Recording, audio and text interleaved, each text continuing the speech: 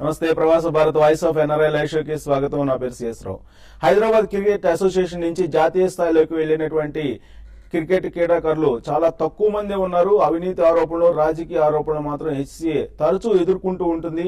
తెలంగాణేతర ఆధిపత్యం కూడా అక్కడ కొనసాగుతుందనేటువంటి భావన కూడా ఉంది. అందుకు ప్రతిగా ఇటీవలే cricket association of Telangana cat ఏర్పాటు చేయడం జరిగింది. క్యాట్ 2012లో క్యాట్ ను ఏర్పాటు చేశారు. క్యాట్ ని ఏర్పాటు ఎందుకు చేశారు, అసలు క్యాట్ లక్ష్యం ఏంటి, అసలు హెచ్సిఏ పైన క్యాట్ ఎందుకు అసంతృప్తిగా ఉంది, ఇలాంటి అంశాలు మేము చర్చించడానికి ప్రస్తుతం స్టూడియోలో క్యాట్ వ్యవస్థాపక సభ్యులు అలాగే మాజీ క్రికెటర్ సునీల్ బాబు గారు ఉన్నారు. ఆయనతో ఇంటరాక్ట్ కావాలనుకునే ఎన్ఆర్ఐలు స్క్రీన్ మీద కనిపిస్తున్న అమెరికా నెంబర్లో ఫోన్ చేసి మీ అభిప్రాయాలు తెలియజేయచ్చు. ఇక సునీల్ బాబు గారి గురించి ఒకసారి క్లుప్తంగా చూద్దాం.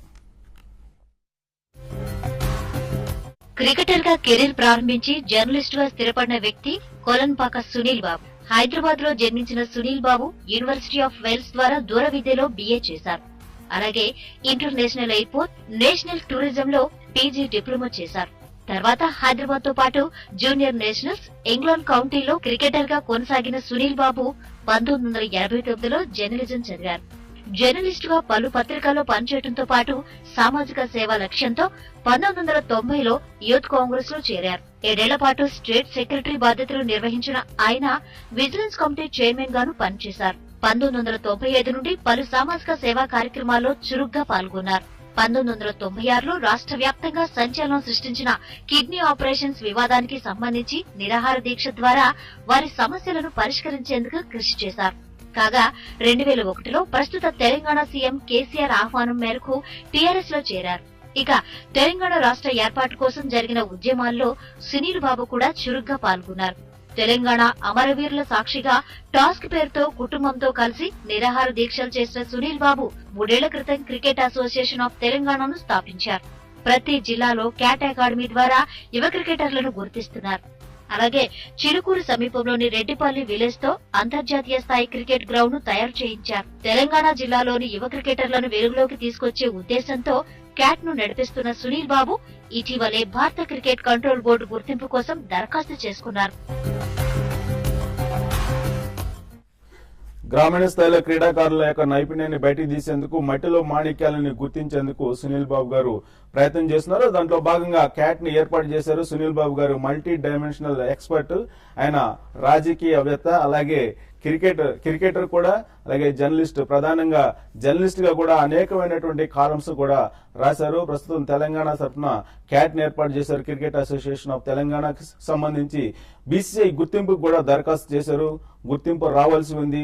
అసలు క్యాట్ ను ఎందుకు ఏర్పాటు చేశారు సునీల్ బాబు గారు అనేది తెలుసుకున్నాం. నమస్తే Sunil Babu, welcome to studio. So CAT ఏర్పాటు చేశారు. క్యాట్ ని ఏర్పాటు చేయడం అనక ఒక భారీ లక్ష్యమే ఉంటుంది. ఎందుకంటే మీరు మల్టీ డైమెన్షన్ రాజకీయాలు చూశారు, అలాగే క్రికెటర్ కూడా, ఇంగ్లాండ్ కౌంటీ క్రికెట్ ఆడారంటే క్రికెటర్ కూడా మీరు నైపుణ్యం ఉంది, అలాగే జర్నలిస్ట్ కూడా. మొత్తం మల్టీ డైమెన్షనల్ ఉన్నటువంటి మీరు క్యాట్ ని ఎందుకు ఏర్పాటు చేయాల్సింది? ఆల్రెడీ HCA ఉంది, ఇప్పుడు క్యాట్ ని ఎందుకు ఏర్పాటు చేయాల్సి వచ్చింది? BCCI గుర్తింపుకి మీరు ఎందుకు అప్లై చేశారు? ఒక చిన్న బ్యాక్గ్రౌండ్ నుంచి స్టార్ట్ చేస్తానండి. క్యాట్ ఎందుకు వచ్చింది అనే దానిపైన 1931లో హైదరాబాద్ క్రికెట్ అసోసియేషన్ స్థాపించారు. 1953లో ఆంధ్ర క్రికెట్ అసోసియేషన్ ఫామ్ అయింది. 1956లో రెండు ప్రాంతాలు ఒక రాష్ట్రంగా ఏర్పడ్డాయి, ఆంధ్రప్రదేశ్గా. అప్పుడు అన్ని విలీనమైనాయి, ఒక క్రికెట్ బాడీ మాత్రం విలీనం కాలేదు. ఎందుకు కాలేదని నేను అడుగుతా ఉన్నాను, దానికి ఎవరు సమాధానం చెప్పట్లేదు. సరే, న్యాయంగా ఆంధ్ర క్రికెట్ అసోసియేషన్ 13 జిల్లాల్లో ఆంధ్ర క్రికెట్ ప్లేయర్స్ ని సెలెక్ట్ చేసి న్యాయం చేసిందని. అలాగే హైదరాబాద్ క్రికెట్ అసోసియేషన్ 10 జిల్లాల కోసం పనిచేయాల్సిన ఒక క్రికెట్ బాడీ. వీళ్ళు ఏం చేశారంటే, మీరు హైదరాబాద్ క్రికెట్ అసోసియేషన్ రికార్డ్ చూసుకుంటే, గత 60 ఇయర్స్ నుంచి రికార్డ్ చూస్తే, అంటే విలీనం అయిన తర్వాత చూస్తే, not more than 20% of cricketers from Telangana were selected into different categories of the game. అంటే under 13 నుంచి రంజీ ట్రోఫీ వరకు చాలా కేటగిరీస్ ఉంటాయి క్రికెట్లో. అవన్నిట్లో మీరు చూస్తే 20%, నాట్ ఎక్సీడింగ్ 20%. ఆ 20% కూడా హైదరాబాద్ లో ఉన్న తెలంగాణ వాళ్ళే ఎక్కువ మంది సెలెక్ట్ అయ్యారు. ఇప్పుడు మీరు జిల్లాలో 9 జిల్లాలు ఉన్నాయి హైదరాబాద్ కాక తెలంగాణలో. ఈ 9 జిల్లాల్లో ఏం చేశారంటే, ఒక క్రికెట్ స్టేడియం కట్టలే, ఒక క్రికెట్ గ్రౌండ్ కట్టలేదండి. వీళ్ళకు కొన్ని కోట్ల రూపాయలు బీసీసీఐ క్రికెట్ ని డెవలప్ చేయండి తెలంగాణలో అని ఇస్తారు. ఒక్క క్రికెట్ గ్రౌండ్ ఇప్పుడు హైదరాబాద్ కు ఉన్న ఇప్పుడు ఉన్న ఉప్పల్ స్టేడియం కూడా జస్ట్ 10 years బ్యాక్ వచ్చిన స్టేడియమే. దానికన్నా ముందు వాళ్ళు ఎల్బీ స్టేడియం లీజ్ కి తీసుకొని ఆడేవాళ్ళు. అంటే ఇన్ని వందల వేల కోట్లు ఏం చేశారు వీళ్ళు? అంటే వీళ్ళపైన ఆల్రెడీ కేసెస్ నడుస్తున్నాయి. అవన్నీ దట్స్ డిఫరెంట్ థింగ్, మనం ముందు ముందు చర్చిస్తాము ప్రోగ్రామ్ లో. నేనేమంటున్నా క్యాట్ పుట్టడానికి కారణము ఈ 20% క్రికెటర్లే సెలెక్ట్ అయ్యారు. మిగతా అంతా ఇప్పుడు ఎట్లో రాష్ట్రం ఎట్లో విడిపోయింది కాబట్టి ఆంధ్ర రీజన్ కి చెందిన క్రికెటర్స్ మాక్సిమం ఉంటే హైదరాబాద్ లో సెటిల్ అయిన నాన్ తెలుగు స్పీకింగ్ ప్లేయర్స్ ఉన్నారు.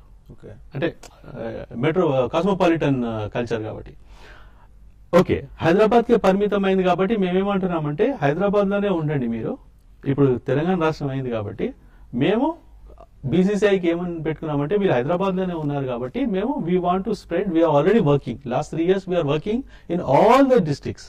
కాబట్టి మాకు రూరల్ క్రికెట్ బాడీ లాగానన్నా అట్లీస్ట్ దీనికి రికగ్నిషన్ ఇవ్వన్నారు and they are very positive. Right, అది మంచి ఆలోచనే. కానీ అట్ ద సేమ్ టైం ఇప్పుడు చెప్పినటువంటి డ్రాబ్యాక్స్ అన్ని కూడా హెచ్సిఐకి మీరు చెప్పొచ్చు కదా, చెప్పి ఒక ఉన్నత పత్రం లాంటిది ఇచ్చి మీరు జర్నలిస్ట్ కూడా ఎలా అప్రోచ్ కావాలనేది అనేక మార్గాలు ఉన్నాయి అప్రోచ్ కావడానికి. అన్యాయం జరుగుతున్నప్పుడు మీకు అన్యాయం జరుగుతుంది, 20% ప్లేయర్స్ మాత్రమే మొత్తం 60 సంవత్సరాల్లో కూడా మనం లెక్కేసుకుంటే నిష్పత్తి కూడా మీరు చెప్పారు.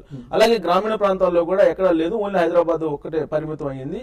సో మిగతా ప్రాంతాలకు నష్టం జరుగుతుంది, మిగతా 9 జిల్లాలకు అని చెప్తుంది. ఇదే అంశాన్ని హెచ్సిఐకి ఎప్పుడైనా చెప్పారా, కంప్లైంట్ చేశారా? హెచ్సిఐకి చాలా విధాలుగా చాలా మంది ఇన్ని సంవత్సరాల నుంచి ట్రై చేస్తున్నారండి. It is an autonomous body actual గా. దీనిపైన గవర్నమెంట్ అయినా ఎవరిదైనా కంట్రోల్ ఉండదు. It is directly governed by BCCI. ఇప్పుడు మీరు అన్నారు ఇన్ని సంవత్సరాల నుంచి హెచ్సిఏ అన్యాయం చేస్తుంది, హెచ్సిఏ మాది కాదు, హెచ్సిఏ మాది చెందదు అని గతంలో కూడా మీరు ఒక 6-7 years బ్యాక్ కూడా చూస్తే కేటీఆర్ గారైనా కవిత గారైనా ఒక క్రికెట్ అసోసియేషన్ వాళ్ళు కూడా స్థాపించారు నాకన్నా ముందు. స్థాపించి వాళ్ళు కూడా ట్రై చేశారు.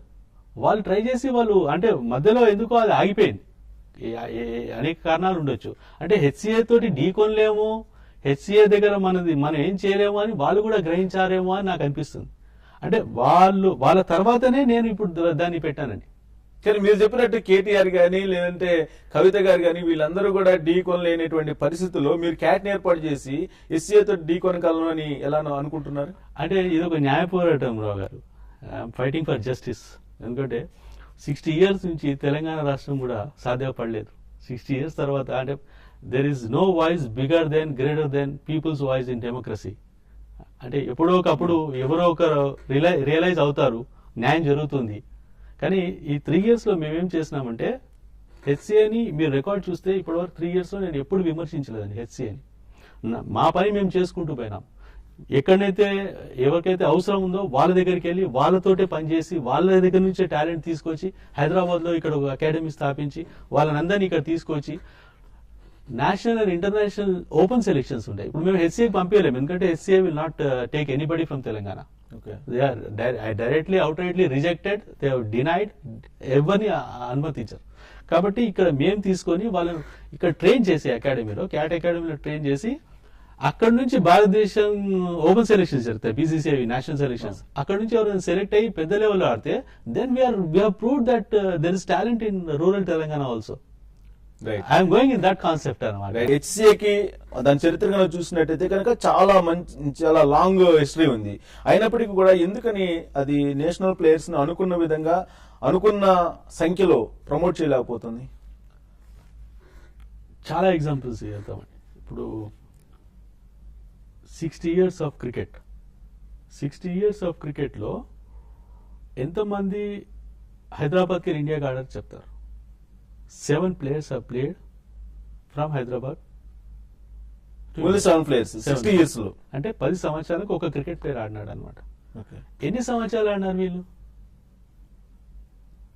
సో సెలెక్ట్ అయినటువంటి 7 people కూడా ఎక్కువ టైం నేషనల్ దాంట్లో లేరు టీమ్ లో. ఈ 7 players లో ఒక మొహమ్మద్ అజరుద్దీన్, ఒక వివిఎస్ లక్ష్మణ్ తప్పిస్తే ఈ మిగతా 5 players ఎన్ని సంవత్సరాలు ఆడినారు? దీనికి కారణం ఏం కనిపిస్తుంది మీకు?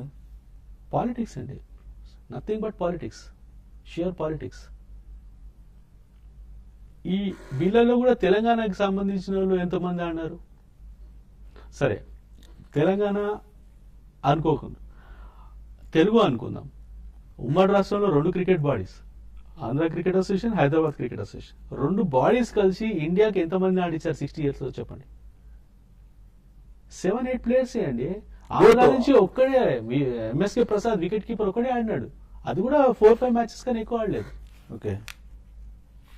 So Andhra cricket association, Hyderabad cricket association రెండింటి తరఫున కూడా మొత్తం 8 members ఇప్పటి వరకు 60 సంవత్సరాలు. ప్యూర్ పాలిటిక్స్ వల్లే ఈ విధంగా వెనకబడింది అంటారా? అటు ఆంధ్ర క్రికెట్ అసోసియేషన్ కానీ, ఇటు హైదరాబాద్ క్రికెట్ అసోసియేషన్ లో కానీ. అంటే నేను ఆంధ్ర క్రికెట్ అసోసియేషన్ పైన ఎక్కువ ఫోకస్ చేయలేదు కాబట్టి నేను దాని గురించి ఎక్కువ చెప్పలేనేమో. కానీ హైదరాబాద్ క్రికెట్ అసోసియేషన్ ఎన్ని పాలిటిక్స్ ఉన్నాయో, దీంట్లో ఎంత కరప్షన్ ఉందో ఈ మధ్యకాలం రికార్డ్ తీస్తే మీకు తెలిసిపోతుంది ఆటోమేటిక్గా. ఏమైందంటే last couple of years anti corruption bureau, central bureau of investigation వాళ్ళకు సపరేట్ గా రూమ్స్ ఉన్నాయండి మీ హెచ్సిఏలో. ఓకే. వాళ్ళు అక్కడ ఉండి ఇన్వెస్టిగేట్ చేస్తున్నారు. Shivlal Yadav is accused number 1. ఇప్పుడు ప్రెసెంట్ గా పోరాడుతున్న Harshad Ayub is accused number 4 in corruption charges. BCCI corruption charges లో శ్రీనివాసన్ గారిని పక్కకి చేర్పించారు సుప్రీంకోర్టు. అట్లాగే శివలాల్ యాదవ్ ఇక్కడ కరప్షన్ చార్జెస్ లో ఉన్నారని ఎవరు చెప్పలేకపోయారు. లేకపోతే ఇంటరిమ్ ప్రెసిడెంట్ అయ్యేవాడు కాదు శివలాల్ యాదవ్ కూడా. ఓకే. సో ఓన్లీ ఫండ్స్ రూపంలోనే కరప్షన్ ఉన్నాయా, లేదంటే సెలక్షన్ లో ప్రాసెస్ లో కూడా కరప్షన్ చోటు చేస్తుందా? దాని గురించి మాట్లాడండి. చికాగో నుంచి ఒక కాల్ వెయిట్ చేస్తున్నారు, మీతో ఇంటరాక్ట్ అవుతారు. రవి గారు మాట్లాడండి. హలో సునీల్ బాబు గారు, నమస్తే. నమస్తే. హలో. ఇది అంటే మీరు క్యాట్ అని స్టార్ట్ చేశారు కదా, ఇది హెచ్సిఏకి లైక్ అది కాకుండా నా పాయింట్ ఏంటంటే తెలంగాణ ఫామ్ కాకముందు ఓకే మీరు హెచ్సిఏ కొంచెం తెలంగాణ లైక్ అదర్ డిస్ట్రిక్ట్స్ నుంచి కొంచెం ఎంకరేజ్ చేయట్లేదు అని చెప్పి మీరు పెడితే ఓకే. బట్ ఇప్పుడు తెలంగాణ ఫామ్ అయిపోయింది సార్. తెలంగాణ ఫామ్ అయిపోయింది కాబట్టి నా సజెషన్ ఏంటంటే మీరు ఈ క్యాట్ అంటే మీరు రూరల్ నుంచి మీరు టాలెంట్ చేస్తే మంచిదే. బట్ ఈ హెచ్సిఏని ఇప్పుడు మన తెలంగాణ ఇప్పుడు దానికి కొన్ని రూల్స్ అవి పెట్టేసేసి ఇప్పుడు ఆల్రెడీ తెలంగాణ ఫామ్ అయిపోయింది కాబట్టి మీరు ఇలాంటి సపరేట్ పెట్టకుండా దాంట్లో కలిసి పనిచేయాలని ఆలోచన సార్. ఎందుకంటే ఇంకా మనది హైదరాబాద్ అన్నా సరే తెలంగాణ అంతా ఒకటే. ఇప్పుడు హైదరాబాద్ లో వాళ్ళని తీసుకుంటే తెలంగాణ తీసుకున్నట్టు ఇంకా అయిపోయినట్టు ఇంకా సిచ్యువేషన్. ఎందుకంటే స్టేట్ ఫామ్ అయింది కాబట్టి మీది ఇప్పుడు రిలవెంట్ లేదనుకుంటున్నా సార్. ఇదైతే ఇది కొంచెం మీరు కలిసి పనిచేయాలని నా సజెషన్. ఇదైతే ఓకే రవి గారు చెప్తారు.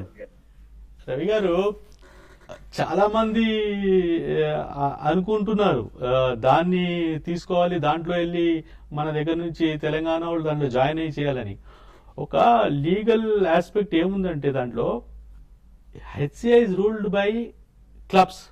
They have 216 clubs. ఇప్పుడు రికార్డ్ లో ఎల్లుండి ఎలక్షన్స్ లో 216 క్లబ్స్ ఉన్నాయి. దాని 216 క్లబ్స్ లో 54 క్లబ్స్ ఇన్స్టిట్యూషన్స్ ఉన్నాయి. 16 clubs belonging to Telangana people. మిగతా అన్ని క్లబ్స్ ఏవైతే ఉన్నాయో those clubs belong to the people of Andhra region and other non Telugu speaking settlers here. అంటే క్లబ్లకు ఓటింగ్ పవర్ ఉంది కాబట్టి అందులో మనం పోవడానికి లేదు. ఇప్పుడు ఏం చేస్తున్నారంటే హెచ్సిఏ చాలా పెద్ద కాన్స్పిరసీ చేస్తుంది. ఇదే ఉండాలి అనేటట్టు మొన్న ఒక కాన్స్పిరసీ ఏం చేశారంటే ఒక 2 తెలంగాణ ప్రముఖుల్ని దీంట్లో నామినేటెడ్ పోస్ట్ చేసి తీసుకొచ్చి వాళ్ళకు గవర్నింగ్ బాడీలో 5 vice presidents, elected vice president ఉన్నారు. అది కాక వాళ్ళ బైలాస్ చేంజ్ చేసి ఒక 2 వైస్ ప్రెసిడెంట్స్ నామినేట్ చేసుకొని 2 తెలంగాణ ప్రముఖులు దీంట్లో తెచ్చి ఇది తెలంగాణకు సంబంధించిన బాడీ, తెలంగాణకు పనిచేసే బాడీ అని చూపించడానికి ప్రయత్నించారు. మేము దాన్ని ప్రొటెక్ట్ చేసాం. They have gone back on that. వాళ్ళు దాన్ని తీసేశారు. ఇప్పుడు దాంట్లో ఎవరు వెళ్ళలేవు.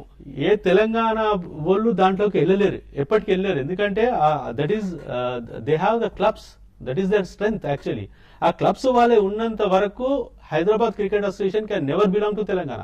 Please understand the point. ఎందుకంటే అవకాశం లేదండి.